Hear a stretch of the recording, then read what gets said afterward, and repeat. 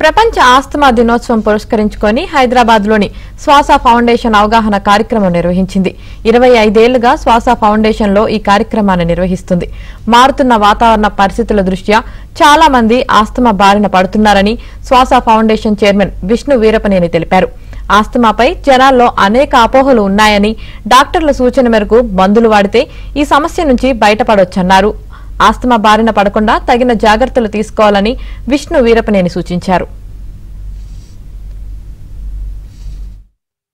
ఈ రోజు ప్రపంచ వ్యాప్తంగా 180 దేశాల్లో వరల్డ్ ఆస్తమా డే కార్యక్రమాన్ని నిర్వహిస్తున్నారు. ప్రతి సంవత్సరం మే నెల మొదటి మంగళవారాన్ని ప్రపంచ ఆస్తమా దినోత్సవంగా వరల్డ్ ఆస్తమా డేగా సెలబ్రేట్ చేస్తున్నారు. ఆస్తమా ఎడ్యుకేషన్ ఎంపవర్స్ అంటే ఆస్తమా అవగాహనే ఏ పేషెంట్ కైనా ప్రధానమైనటువంటి అస్త్రం.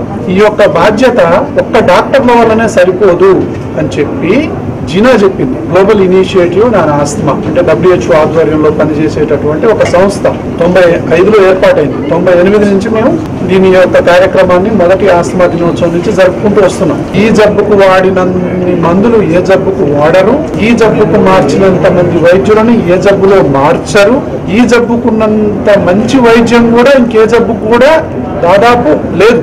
అంటే అంత మంచి వైద్యం ఇప్పుడు అందుబాటులో ఉంది.